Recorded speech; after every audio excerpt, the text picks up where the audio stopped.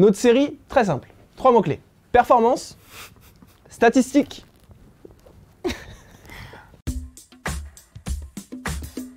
Panayotis Pasco, auteur à succès. T'imagines? Tu sais qu'on m'a offert un livre, on m'a dit c'est un best-seller. Bah, après celui de Panayotis, je te jure, on me l'a présenté comme ça. Panayotis Pasco, humoriste de talent, réalisateur aujourd'hui et auteur. Et Un peu plus de temps en temps, apparemment. Paris. Comment je le dis? très bien. Très bien. Humoriste Humoriste. incontesté. Humoriste. Impressionnant. Que moi je dirais même événementiel. Humoriste événementiel. De par ses C'est toujours représentations surprenant quand il est là. brillantes, impressionnantes, entre autres à Bercy ou à Roland-Garros. Excusez-moi, je rassemble 15 000 personnes pour raconter ma vie. Et comédien, comédien de talent que vous allez retrouver dans beaucoup de fictions, dont... T'as rien à dire? Il est sympa ce petit groupe là. Donc, c'est qui l'élu là? À chaque fois que t'es devant une femme, on dirait que t'es à la boucherie en train d'hésiter entre une merguez et une côtelette. C'est l'histoire d'un gars. Quoi? Ah, c'est un peu l'histoire d'un gars.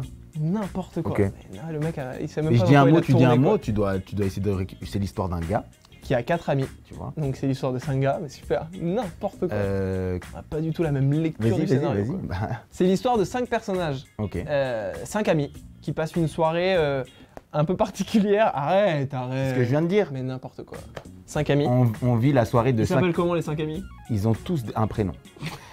C'est l'histoire de 5 amis qui vont traverser une soirée un peu particulière s'appellent, ensemble Comment parce ils qu'il y en a un d'entre eux qui vit un deuil assez important.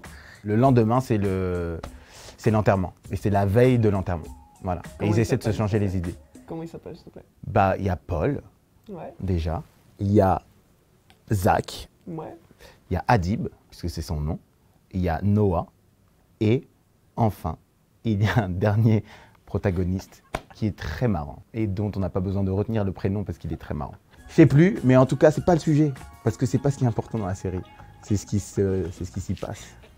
Tu vas nous le dire du coup? Lui non plus, il s'en souvient pas. C'est trop drôle. Oh, c'est trop drôle.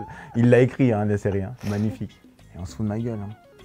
Oscar. Oscar. Oscar. Oscar. Oscar. On fait beaucoup de blagues et tout, mais c'est une série qui se veut très naturelle et tout. Ça raconte des trucs assez profonds et c'est quasiment de la dramédie. C'est né on était en tournée avec... En Afrique? Ouais, avec Adib, Et Jason. Jason et moi.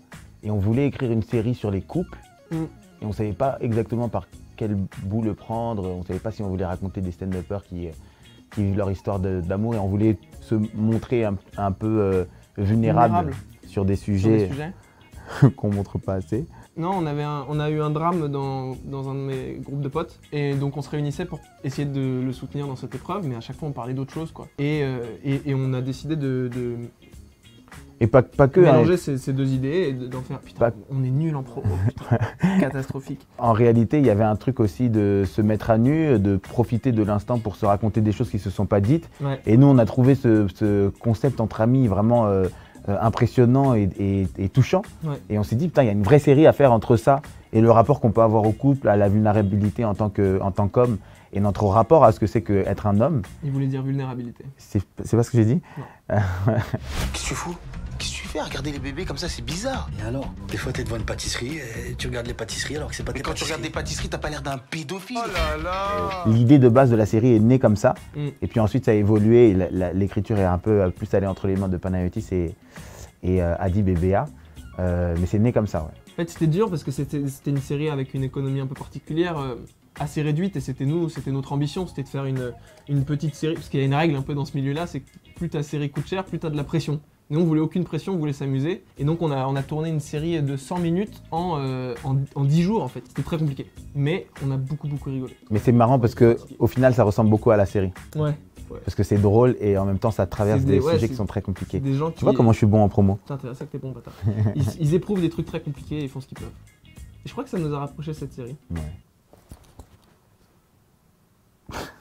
T'es sûr? T'étais Dieu. Panayotis et Farid pour Pour Enterrement de vie de garçon, une série magnifique, disponible le 14 février sur MyCanal. Et aussi en diffusion hertzienne sur Canal+, directement. C'est dur à dire. Hertzienne?